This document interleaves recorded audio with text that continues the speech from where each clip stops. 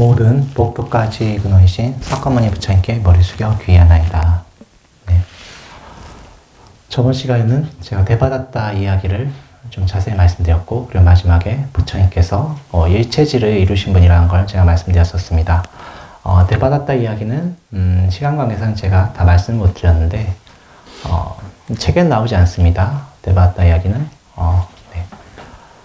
대바다타께서 마지막에 부처님께 참여를 못하고 이제 지옥에 끌려가기 전에 마지막에 했던 말이 뭐냐면 나무 불입니다.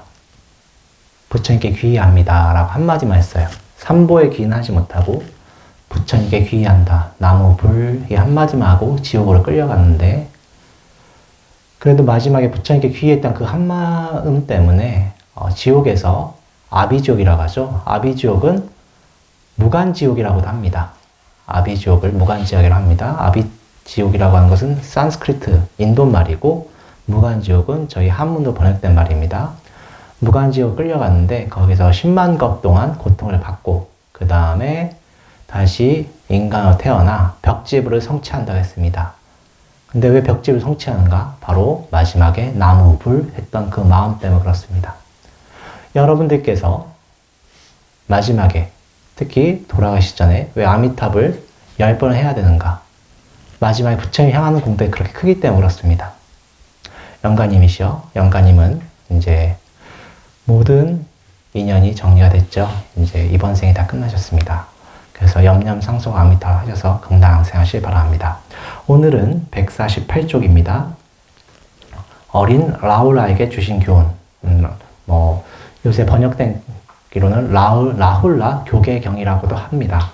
자, 맞지마니까 61번째 경전인데, 여러분들께서 보시면 알겠지만, 라훌라라는 분이 누구십니까? 부처님 아들이죠. 친아들이시죠. 이제 라훌라라는 뜻 자체는 제가 예전에 설법 시간에 말씀드린 적이 있습니다만, 일식을 일으킬 때, 달이 태양을 가리죠. 네, 달이 태양을 가리는데, 그게 예전 인도 분들은 그때 귀신별이 나타난다고 생각을 했어요. 숨겨진 별이 나타나서, 이렇게 관측하면 동그랗게 먹어 들어간다고 할까요? 이게 잠식이 되잖아요. 그걸 보고 인도 분들은 보이지 않는 무서운 별이 있다라고 생각을 했어요. 그것을 라훌라라고 했습니다.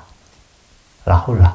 그래서 라훌라는 뜻이 가련다 이런 뜻이, 가린다 이런 뜻이 있습니다. 불운을 상징하기도 하고 좀 무서운 귀신을 상징하기도 하고 그렇습니다.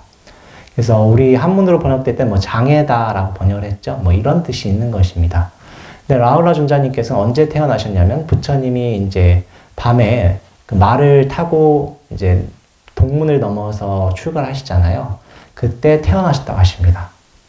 태어나셨고, 그래서 부처님 6년 고행하고, 그리고 마지막에 이제 2년 동안 유행하시다가 자기 고향에 돌아가셨죠. 돌아가셔서 설법을 하실 때 많은 그 부처님 친척분들도 출가를 하시고, 그리고 아드님이 라훌라 존자님 출가를 하십니다.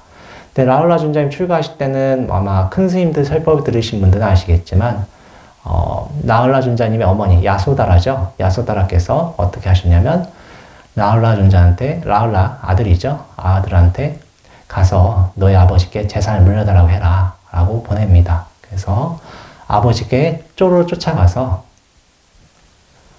7살짜리, 그때는 한국 나이로 하면 8살입니다. 8살인데 이제 인도 나이로 하면 7살이죠. 8살짜리 이제 초등학교 1학년생이에요. 가서 아버지께 재산 물려주세요 하니까 아버지가 머리를 깎고 데려가는 겁니다. 그래서 첫 번째 사미가 되시는 거죠. 라훌라 존자님은 아마 입적은 언제 하시나요? 부처님보다 먼저 하세요. 부처님보다 먼저 하셔서 히말라야 산맥의 그 호수에서 입적하셨다고 나옵니다. 기록에 따르면. 그래서 더 빨리 나오고, 그리고 남전에서 전해오는 이야기에 따르면 라훌라 존자님 배우는 걸 좋아하셨다고 하십니다. 배우는 스님들 중에 최고다라고 했어요. 배우는 걸 좋아해서. 그리고 이 북전에서는 뭐라고 해요? 미랭제일. 몰래 덕행을 많이 쌓으셨다고 해서 미랭제일이라고 하신 분이죠. 근데 이 라훌라 존자님이 다시 이야기를 돌아와서 출가하셨을 때는 굉장히 어리시죠. 어리면 어떻습니까?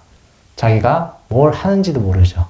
그리고 관심 받고 싶어 하고, 이게 옳고 그른지 모르잖아요. 그래서 이런저런 이야기를 하고 그러니까 하루는 이제 부처님께서 라울라 존자님을 불러서 아들을 떠나서 그래서 한 명의 출가자로서 이제 교계를 합니다. 이 라울라 존자님께 이렇게 가르쳐 주시면서 부처님이 뭐라고 하셨냐면 이번 생으로서 끝내라. 이번 생을 마지막으로 하라 라고 하셨습니다. 부처님께서. 이게 정말 가장 큰 재상이죠. 야사다라 비가 재상을 물려달라고 했는데 부처님께서 가장 큰 재상을 물려주신 것입니다.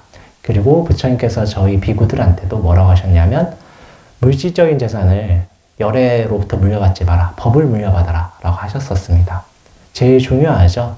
사실 여러분들께서 생활하실 때 물질은 복력이 있으면 또 모이기도 합니다만은 복력이 닿으면 또 흩어지기도 합니다. 여러분들께서 그 장자, 그 신도분들 중에 제일 많이 언급되는 신도분이 누구십니까? 바로 급고독 장자라고 하시죠. 아다 삔디까. 금강경 읽으면 사이국, 기수국, 고덕원이라고 나오죠. 그 사이국, 기수국의 급고독 장자 세운 그 절 이름이 사이국, 기수국, 고덕원이에요. 기수국, 급고독원, 급고독 장자. 가난한 사람들 도와주기 좋아했다는 뜻이에요. 고독이란 뜻이 외로운 사람들, 힘들고 가난한 사람들을 도와주는 걸 좋아했다는 뜻인데 이분도 그 부처님 제세 시에 한번 크게 그 사업이 실패했다고 할까요? 재산이 다 없어진 적이 있었습니다. 전생의 어변이겠죠. 그런데 워낙 베풀기를 좋아하셨기 때문에 금방 다시 일어나셨습니다. 예. 이렇듯이 여러분들도 물질적으로는 있다가도 없고 없다가도 있을 수가 있습니다. 또한 이번 생에 복을 많이 쌓으셔서 다음 생에 태어나셨는데 이번 생에 수행을 제대로 하지 않으시면은 그 암환심이 증장이 되죠. 그럼 그때 또 있는 마음에 또 남을 무시하고 그런 생활을 할 수가 있습니다. 그럼 또 복이 다 없어지겠죠. 이런 식에서 물질은 있다가도 없고 없다가도 있습니다만 만약에 법을 닦아서 수행을 하신다면 물질은 계속해서 만들어질 수가 있는 거예요. 그래서 부처님께서 법을 물려받아라고 하신 것입니다. 여러분들께서 아마 제가 다음 기회 되면 말씀드릴 것입니다. 순치 황제 출가시라는 것이 있어요. 현재 중국이란 나라의 그 영역을 확보한 때는 언제면 청나라 때입니다. 청나라 시절이에요. 청나라 시절인데 사실 한족이 지금 땅을 차지한 적은 없습니다. 티베트도 청나라, 만주족이 차지한 거예요. 그런데 이 청나라에서 실제로 전국을 통일한 황제가 누구냐면 순치 황제입니다. 순치 황제요. 순치 황제 다음에 강희제고 이렇게 해서 강건 성세라고 하는 그런 어떤 태평성대가 있었는데 이 순치 황제께서는 출가하셨습니다. 21살에 출가하셨는데 그때 말씀하셨던 것들이 여러 가지가 있는데 그 중에서 내가 서역의 스님이었는데 라는 문구가 나와요. 순치 황제 출가. 그때 제가 기회 되면 좀 자세히 한번 보겠습니다. 서역의 스님이었는데 내가 어떻게 황제의 옷을 입었을까 이런 문구가 나옵니다. 아마 그게 그 뒤에 눈 밝은 스님들께서 순치 황제께서 서역의 스님이었을 적에 지나가는 왕의 행렬을 보고 한번 부러워하셨다고 하십니다. 그것 때문에 황제의 옷을 입었는데 그때 황제의 옷을 입었을 때 그 한족들이 지배가 안 되니까 양주 대학살이라고 해서 50만 명을 죽여버립니다. 여러분들께서 황제가 되면 그렇게 사람을 많이 죽일 수 있는 인연이 도래할 수가 있어요. 그 살생업을 짓게 되는 것이죠. 그래서 공부에 좀 자기도 좀 후회하셨던 것 같은데 21살 출가를 하시면서 여러분들이 수행하실 때 마음을 철저히 보지 않으시고 법을 물려받지 않으시면은 이렇게 순간 잠시 정시 잃은 사이에 그 어변이 생길 수가 있는 것입니다. 그래서 라울라 존자님께서는 부처님께서 계속 교계를 하고 그러셨던 게 그런 마음 때문에 그래요. 그래서 라울라 존자님은 그 부처님께 그 법의 제한을 물려받아서 수행을 잘 하셨고 오늘 할 이 경전은 부처님께서 처음 라울라 존자님을 가르쳐 주신 경전입니다. 지금 듣는 청자는 8살짜리 꼬마입니다. 그럼 굉장히 쉽겠죠? 근데 이것을 들어보시면 내가 과연 이렇게 하고 있는가를 한번 자기를 점검해 보시기 바랍니다. 자, 148쪽 같이 읽겠습니다. 빈 물그릇의 교훈. 이와 같이 나는 들었다. 어느 때 부처님은 라자가의 중림정사에 계셨다. 그때 라울라 존자는 암발라띠가에 있었다. 저녁 나절 부처님은 명상을 끝내고 암발라띠가에 라울라가 있는 곳으로 가셨다. 라울라는 부처님이 오시는 것을 보고 자리를 준비하고 발 씻을 물을 준비하였다. 부처님 자리에 앉아서 발을 씻으셨다. 라울라는 부처님께 인사를 드리고 한쪽에 앉았다. 잠깐만요. 이게 아직 여러분들이 이 경전에 나오는 지명이라든가 이런 게 익숙하지 않아요. 그래서 제가 계속 반복해서 설명을 드리겠습니다. 부처님 라자가가 한문으로 번역하면 왕사성이에요. 왕사성입니다. 지금도 인도에 가면 라자기르라고 해서 실제로 지명이 남아 있습니다. 인도에서도. 라자라는 뜻이 뭐냐? 왕이란 뜻이에요. 가라는 뜻은 마을이란 뜻이에요. 그러니까 왕사죠. 왕사성. 네, 이런 뜻입니다. 그리고 중림정사는 뭡니까? 부처님께 가장 먼저 희사된 절이죠. 첫 번째 절입니다. 이걸 꼭 기억하시기 바랍니다. 자, 그리고 이제 암바라티카. 암바가 뭐냐면 망고예요, 망고. 암바라티카. 망고, 그 숲이란, 이제 망고의, 그 망고가 풍부한 곳이란 뜻입니다. 암바라티카가. 그래서 이 중림전사 근처에 그 기억하실지 모르겠는데 그때 부처님 당시에 그 중림전사 지어지면서 그 주변에 그 뭐랄까 토굴 같은 것들이 한 49개가 지어졌다고 해요. 그래서 이 암바라티카라는 곳도 그 49개 중에 하나가 아닌가 싶습니다. 그래서 거기에 라울라 존자 혼자 있는 거예요. 근데 좀 생각해 보세요. 이게 8살짜리 꼬마가 혼자 있는 거예요. 심심하겠죠. 그러니까 이것도 하고 저것도 하고 싶은 거예요. 그 마음을 읽고 부처님께서 이제 오신 것입니다. 저희 큰 스님인 청자자 큰 스님도 이렇게 스님들 보시면 그 마음을 읽고 하신 경우가 많아요. 다른 역대 큰 스님들 중에도 이렇게 저희 스님들도 수행하다 보면 좀 이런저런 생각이 들잖아요. 그러면 이렇게 마음을 읽고 부르시는 분들이 많았습니다. 예. 저희 청자자 큰 스님뿐만 아니라 해인사 방장 스님이셨던 법전 스님도 자기 상자들 중에 이렇게 화가 날 때가 있잖아요. 그러면 그날 이렇게 불렀다고 합니다. 저희 큰 스님 말할 것도 없고 그렇게 수행하다 보면 불러집니다. 자, 이런 마찬가지로 부처님도 라울라 존자를 찾아가는 것입니다. 자, 그럼 또 같이 읽겠습니다. 부처님은 물그릇에 물을 조금 남긴 후 라울라에게 말씀하셨다. 라울라야, 이 물그릇에 물이 조금 있는 것이 보이지? 네, 부처님. 고의로 거짓말을 하고도 부끄러워하지 않는 수행자의 공덕은 이 물과 같이 적다. 부처님은 조금 남아있던 물을 다 버리고 물으셨다.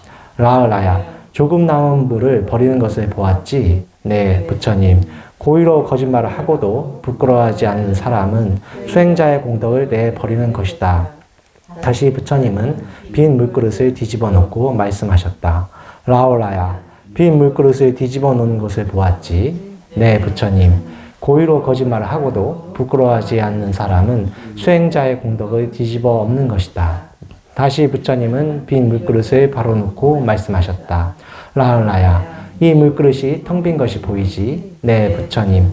고의로 거짓말을 하고도 부끄러워하지 않는 사람은 수행자의 공덕이 텅 비게 된다. 그리고 고의로 거짓말을 하고도 부끄러워하지 않는 사람은 어떤 악한 행동도 서슴지 않고 하게 된다.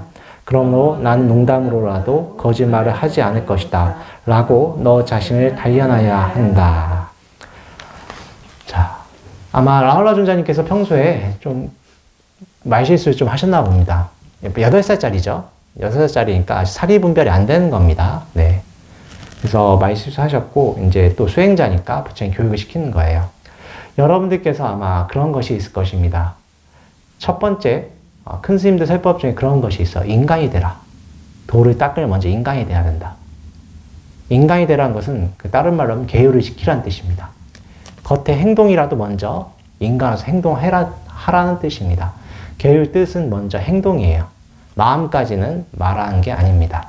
행동하라는 것인데, 이 인간이 되라는 뜻에는 또 다른 게 뭐냐면 인과를 믿으라는 뜻이 있어요. 인과를 먼저 알아라.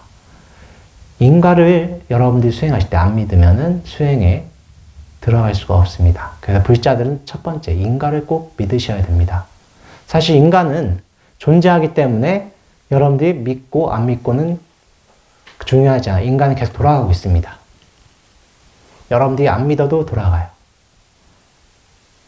그런데 여러분들이 보통 인과를 안 믿죠. 그래서 더 큰 죄를 짓기 때문에 큰 스님들께서 설법하실 때, 대중 설법할 때는 인과 설법을 굉장히 많이 하시고, 부처님께서도 브라흐만들한테 설법하실 때도 브라흐만들은 부처님께 귀의심보다는 어떻게 하면 잘 살까? 어떻게 하면 돈을 많이 벌까? 질문을 많이 합니다.